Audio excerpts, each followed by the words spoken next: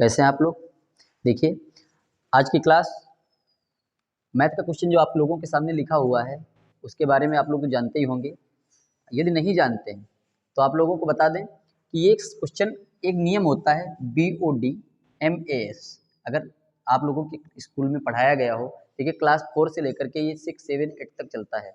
तो अगर आप लोगों को ये क्वेश्चन पढ़ाया गया होगा तो इसमें ये नियम बताए गए होंगे कि किस चीज़ को पहले हल किया जाता है। 4 प्रकार के आप लोगों के देखिए क्वेश्चन में ब्रैकेट्स लगे हुए हैं, 3 प्रकार के और होते हैं 4 प्रकार के। एक रेखा कोष्ठक भी होता है, देखिए एक बड़ा कोष्ठक होता है, इस तरीके से एक बना होता है मंझला कोष्ठक, ये छोटा होता है, देखिए एक रेखा कोष्ठक भी लगा होता है।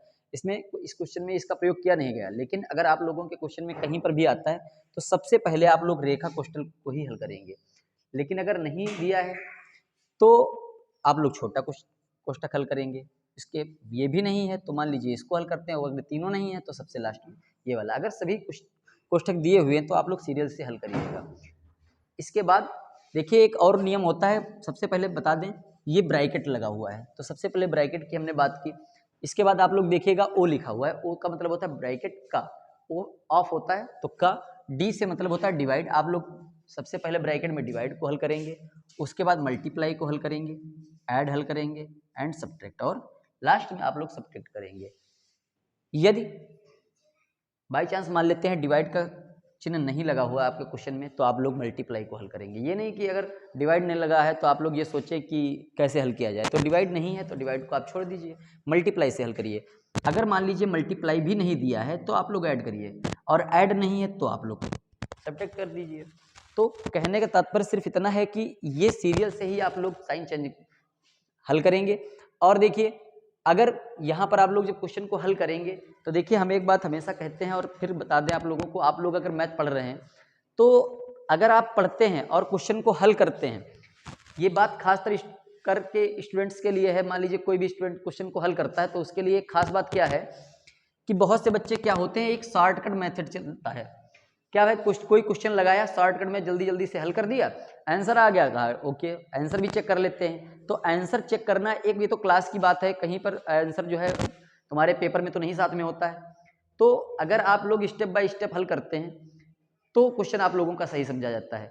दूसरी बात ये होती है, मैं आप लोगों को बता दूं कि आप एक स्टूडेंट हैं तो आप अपने आप को एक स्टूडेंट मानिए, लेकिन जब भी आप पेपर का हल करने बैठते हैं या कोई क्वेश्चन को सॉल्व करने बैठते हैं तो आप स्टूडेंट नहीं, आप एक टीचर बन जाते हैं। आप एक टीचर बन जाते हैं और टीचर का मतलब ये होता है कि वो स्टेप बाय स्टेप हर कार्य को करे, क्योंकि आपके द्वारा जो किया गया कार्य है वही टीचर हल कर देखता है। आप लोगों ने स्टेप बाय स्टेप क्वेश्चन को ऐसे हल करते चले गए, फिर क्या होता है टीचर उसको पढ़ता है। अब जब टीचर उसको पढ़ता है इसका मतलब टीचर विद्यार्थी बन जाता है। आपने हल किया है, लगाया है, तो आप एक टीचर बन गए। तो आप लोग उसको स्टेप बाय स्टेप करिए, आखिर में उत्तर जो आएगा वही आपका सही होगा। अगर आप लोगों ने नियम का पालन किया है, मैथ का क्वेश्चन कोई भी दिया होता है तो उसमें सबसे बड़ी बात तो यही होती है। कोई मान लीजिए आप हिस्ट्री के का कोई क्वेश्चन हल कर रहे हैं तो हिस्ट्री में क्या है, आप लोगों ने कोई लाइन आगे पीछे कर दी, कोई भी स्टेप पीछे का आगे लिख दिया और आगे वाला पीछे लिख दिया, तो ज़्यादा उसमें फ़र्क नहीं पड़ता है। हिस्ट्री आपने पूरी दिखा दी एक पेज में तो उसमें ज़्यादा कोई डिफरेंस नहीं होता। लेकिन अगर कोई मैथ का क्वेश्चन है उसमें आप लोग अगर कोई लाइन गैप कर देते हैं, कम कर देते हैं, तो एक टीचर के पास क्या होता है कि वो उसमें मार्किंग कम करने की अथॉरिटी उसके पास होती है। वो कहीं से भी आपके नंबर काट सकता है। मान लीजिए आपने 2 लाइनें शॉर्ट कर दी, आंसर तो आ जाएगा आपका बिल्कुल। जो एक अच्छा बच्चा होता है वो अगर इस तरीके से सॉल्व कर देता है और उसके पड़ोस का बच्चा कोई 2 लाइनें स्टेप 2 छोड़ देता है तो फिर उसकी मार्किंग कम हो जाती है, क्योंकि दोनों की अगर कंपेयर किया जाए दोनों को तो उसमें क्या होता है कि वो 2 स्टेप जो गायब हैं उसकी जगह पर वो नंबर वहाँ पर काटे जा सकते हैं आप लोगों के। तो आप लोग इस बात का विशेष ख्याल रखें कि कोई भी एग्जाम आप लोग देते हैं या कहीं भी आप लोग पेपर को हल करते हैं या अपनी क्लास में भी कोई क्वेश्चन हल करते हैं तो आप लोग स्टेप बाय स्टेप क्वेश्चन को हल करिएगा, तभी जाकर के आपको फुल मार्क्स मिलेंगे। तो देखिए जैसा कि हमारे पास एक क्वेश्चन लिखा है, आप लोगों को हम बताएंगे उसको आसानी से सॉल्व करते हुए स्टेप बाय स्टेप कैसे सॉल्व करेंगे और आखिरी में उत्तर हमारा किस तरीके से निकलेगा। तो देखिए सबसे पहले आप लोगों को बता दें, ये रूल जो आप लोगों को बताएगा इस पर ध्यान दीजिएगा।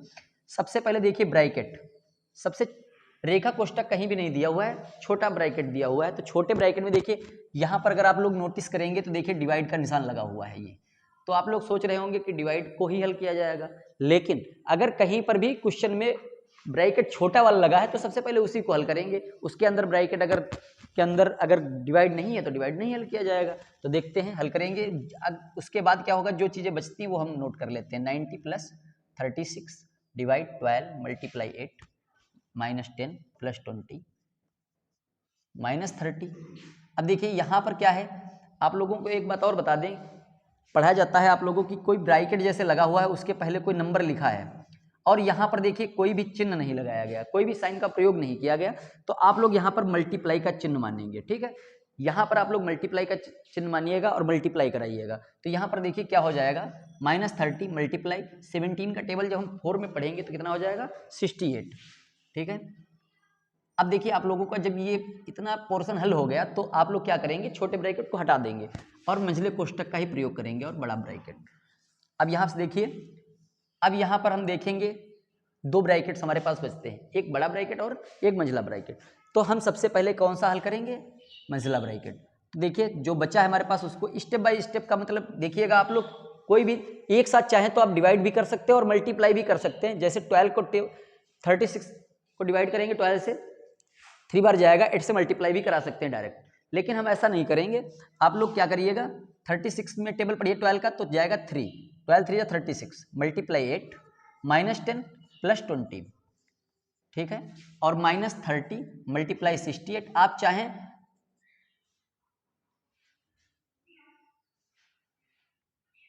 ये देखिए, चाहे तो आप लोग ध्यान दीजिएगा यहां से ये कोष्ठक।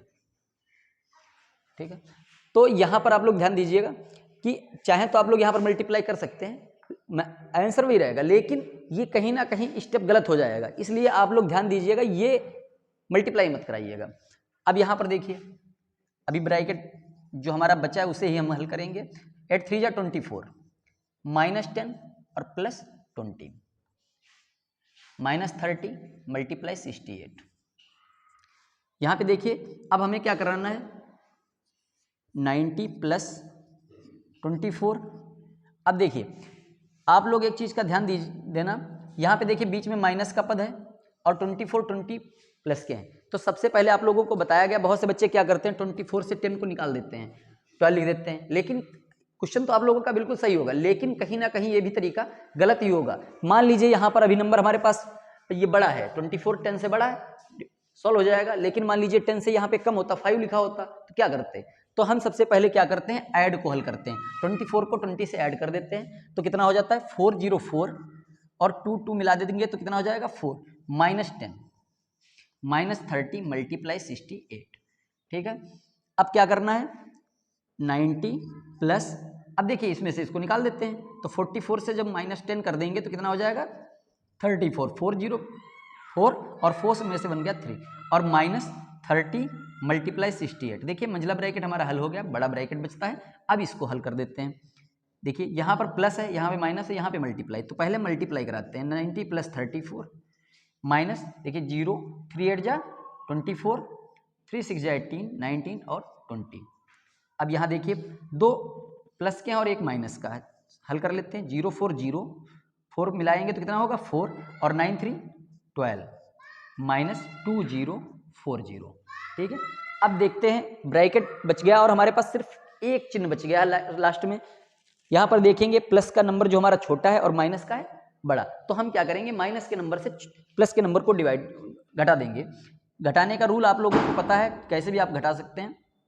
1 2 4 0 में से देखिए 4 नहीं जाएगा तो हम यहाँ से कैरी लेंगे। 10 10 में से 4 जाएगा तो कितना होगा 6, 3 में से 2 जाएगा 1, यहाँ फिर वही स्थिति आ जाएगी। 10 में से 1 गया 9 और 1, तो देखिए हमारे पास जो आंसर होगा 1916। ठीक है, और देखिए आप लोग एक बात का ध्यान रखिएगा, उत्तर तो यही सही है, लेकिन कुछ लोग क्या करते हैं इसको यहीं से छोड़ देते हैं। लेकिन इसमें थोड़ा सा ध्यान दीजिएगा आप लोग।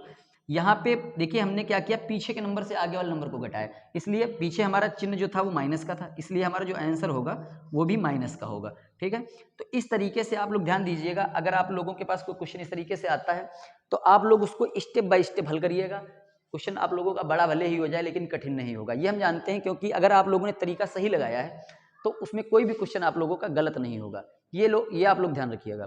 ठीक है, तो उम्मीद है आप लोगों के क्वेश्चन ये समझ में आ गया होगा। और याद रखिएगा आप एक स्टूडेंट हैं, जब आप क्लास में कोई काम करते हैं आप अपना काम करने के बाद जब किसी टीचर को दिखाते हैं तो आप एक टीचर बन जाते हैं, क्योंकि आपने वो काम किस तरीके से किया है, किस ढंग से किया है, क्योंकि जो कार्य अच्छा करे, दोनों बच्चा अच्छा काम कर रहा है, अच्छा काम करके दिखाता है, तभी तो टीचर उससे खुश होता है। तो आप लोग इस बात का ध्यान दीजिएगा।